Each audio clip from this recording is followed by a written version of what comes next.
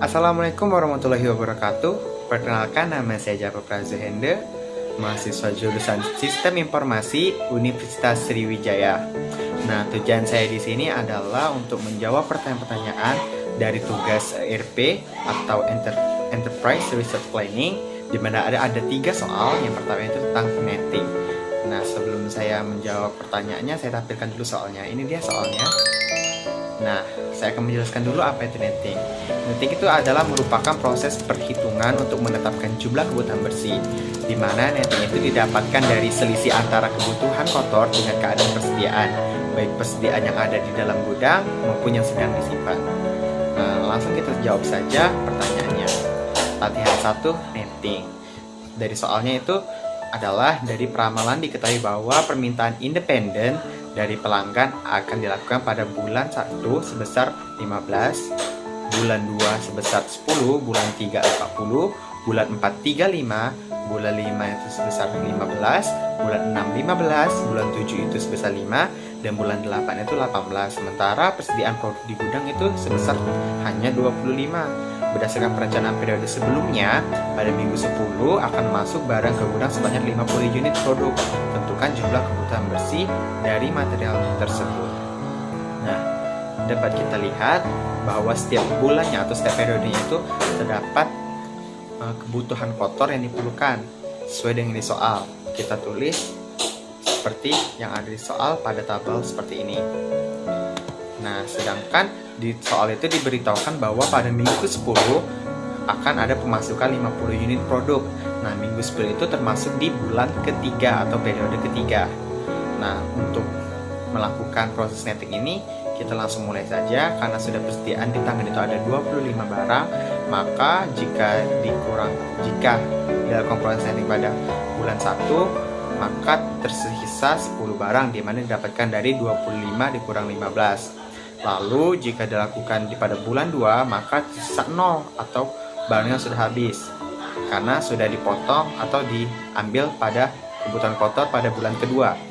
Nah, sedangkan di bulan ketiga itu ada kebutuhan kotor 40, tapi karena di soal itu tadi ada pemasukan barang pada minggu 10 atau bulan ketiga itu sebesar 50, maka sisa dari persediaan barang yang di tangan itu 50 dikurang 40 jadi 10. Nah, pada bulan selanjutnya atau bulan keempat itu kebutuhan kotornya itu ada 35 barang, tetapi persediaan di tangan hanya 10. Maka kebutuhan itu kan kurang, maka kekurangannya itu akan dimasukkan ke dalam kebutuhan bersih sebanyak 25.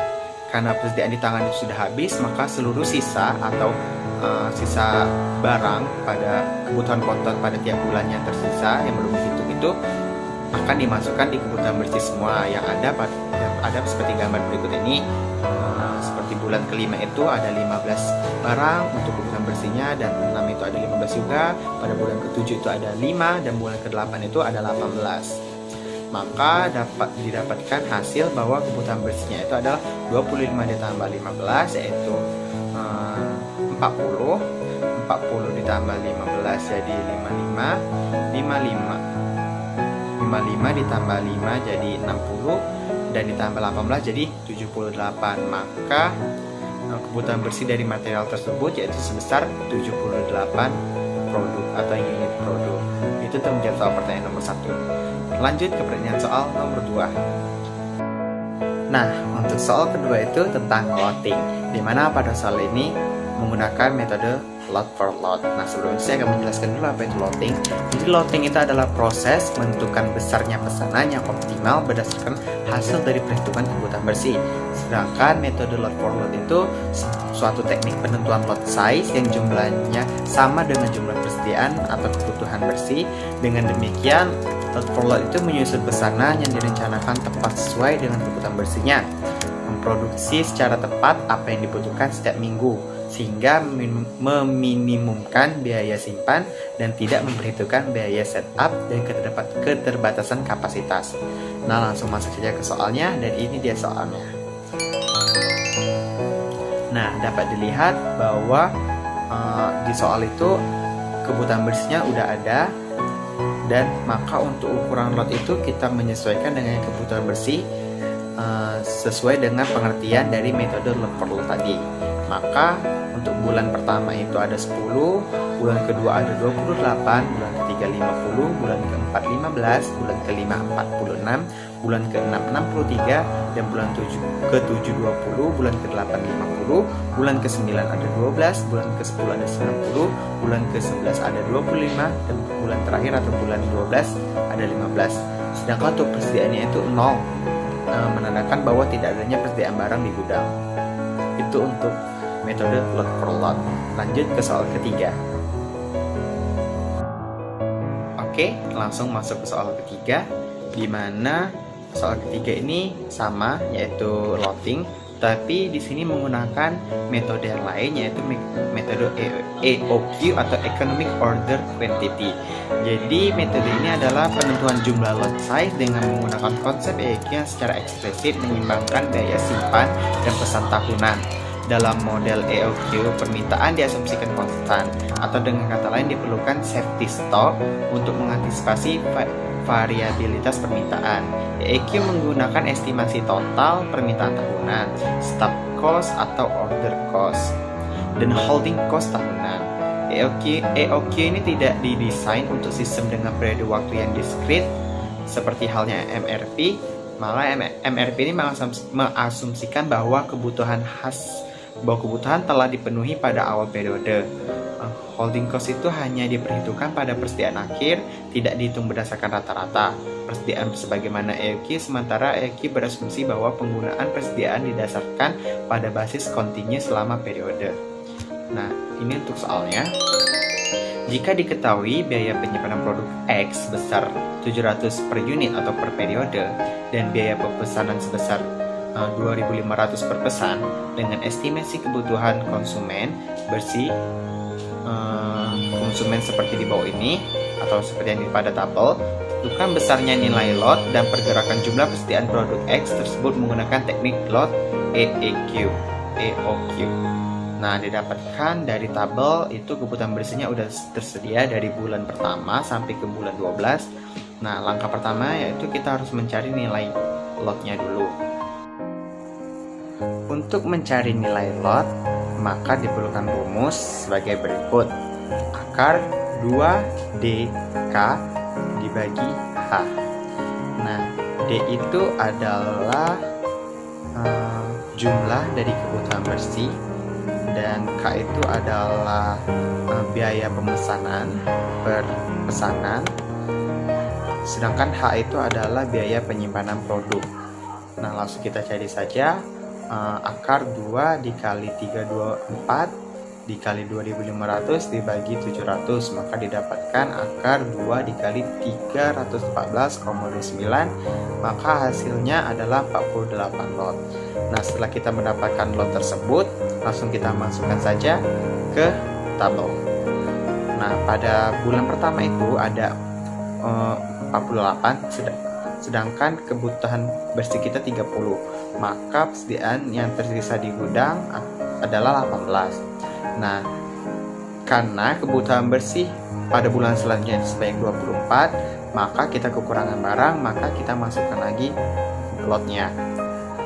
Karena kekurangannya itu cuma ada 6 barang, maka persediaan tersisa menjadi 42.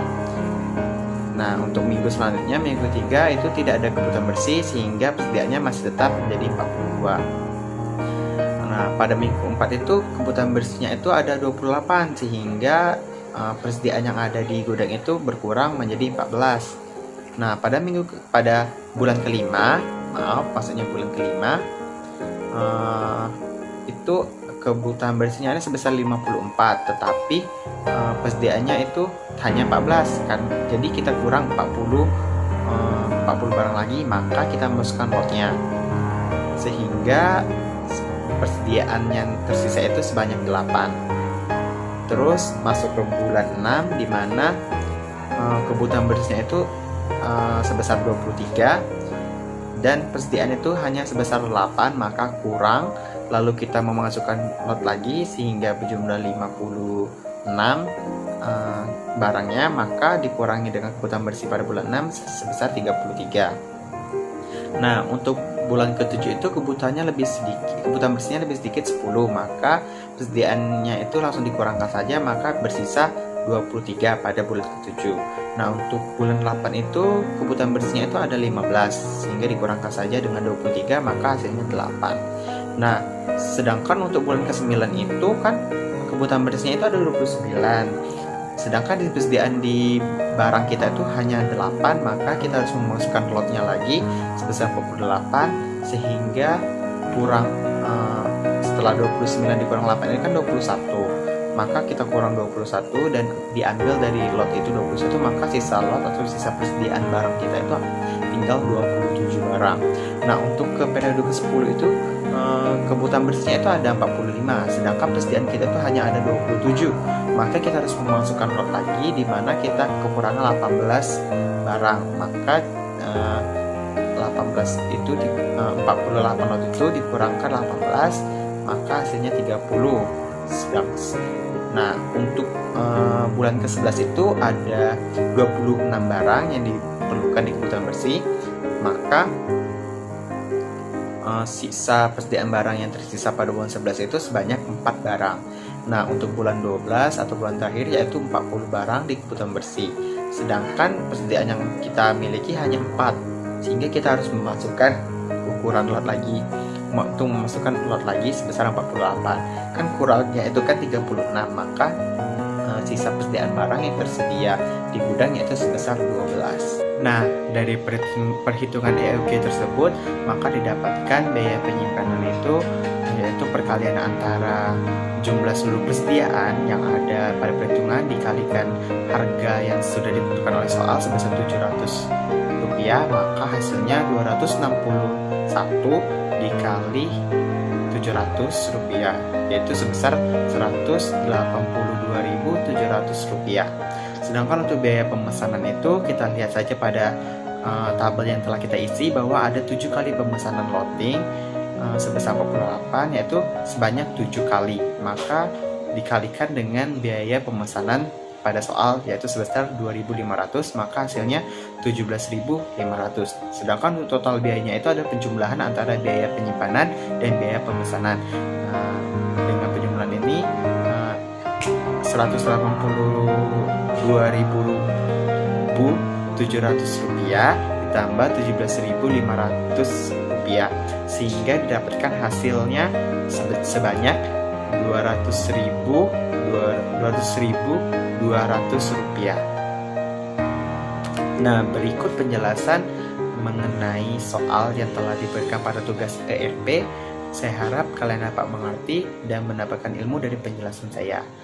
Akhir kata, wassalamualaikum warahmatullahi wabarakatuh.